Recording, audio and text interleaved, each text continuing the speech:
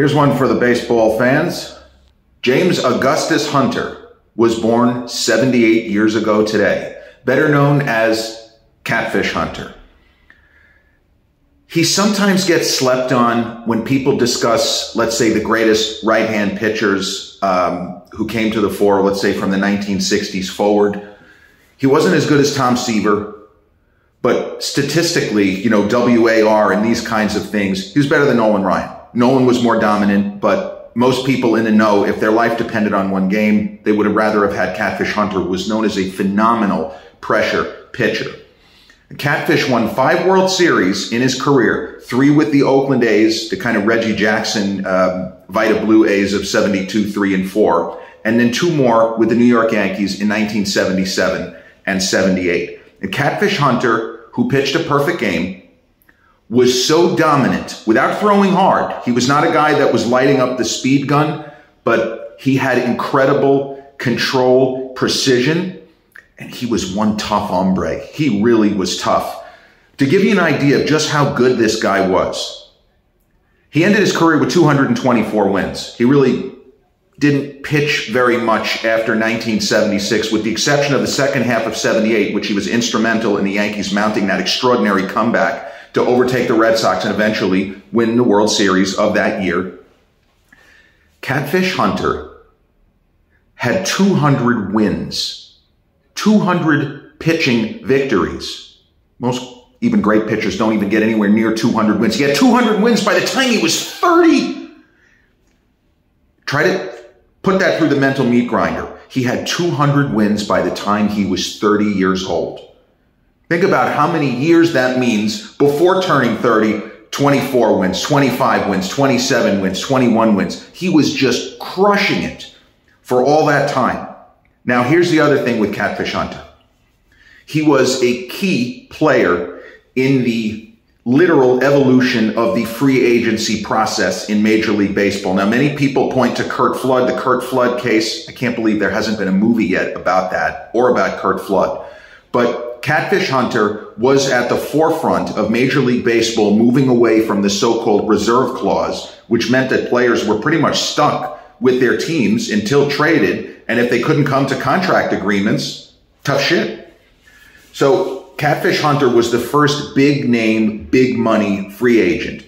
And after the 1974 season, in which the Oakland A's won another World Series, Catfish was able to declare free agency, and he was a guy who was still in his 20s, despite the incredible successes. I think he had 170 wins by this point, or 100, somewhere in that ballpark. So Catfish was offered big contracts by a number of teams. This is a true story. You're not going to believe what I'm going to tell you here. Catfish was offered contracts by a number of teams, and he narrowed it down to the San Diego Padres and New York Yankees. Now, bear this in mind.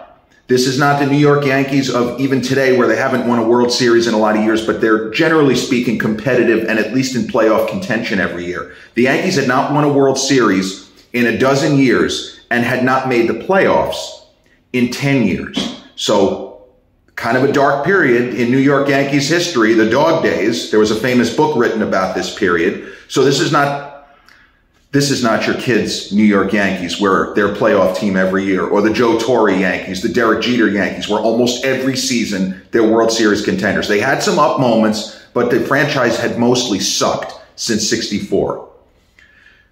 So Catfish Hunter had an offer from the Yankees and a big offer from the San Diego Padres, whose owner, you probably don't know this, was Mr. McDonald's Ray Kroc, like the Ray Kroc. And Ray Kroc, the team, the Padres always sucked, but he wanted to make this kind of splash. He had the money, and he offered Catfish Hunter a very solid contract in terms of guaranteed money. And the other thing he did was the total value of what Ray Kroc offered to Catfish Hunter was going to be well above what the Yankees offered, because Ray Kroc, in addition to the guaranteed money and a signing bonus, what was going to put the deal over the top of the Yankees deal was he offered Catfish the ownership of 3 McDonald's franchises. And he told him, he said, you're really not going to have to do anything other than show up maybe once a month to each of the locations. And the least profitable Mickey D's in 1973 still netted 6 figures for the franchisee. Catfish, it's a money-making machine.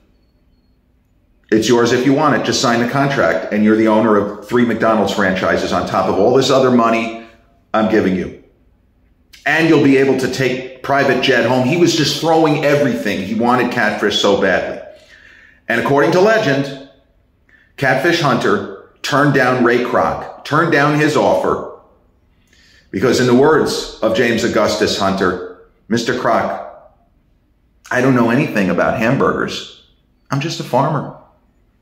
And he signed the deal with the New York Yankees, a 5-year, $3.35 million contract. Now, that was not, as I say, it was all kinds of components of the deal. There were incentive bonuses, but that was the biggest guaranteed contract up to that point in time. And it's a little bit quaint today, because obviously we see Aaron Judges of the world, $40 million a year, Garrett Cole, making thousands of dollars a pitch, like crazy shit like that. But it was a groundbreaking deal. It was a player who was on his way to the Hall of Fame, who was still in his prime, and signed a deal. It was George Steinbrenner flexing for one of the first times, showing, hey, I got the do-re-mi here. You want to play for a winner? We're on our way. And the signing of Catfish Hunter, before that year, the Yanks were good in 75. They didn't make the postseason. But then in 76, they went to the World Series.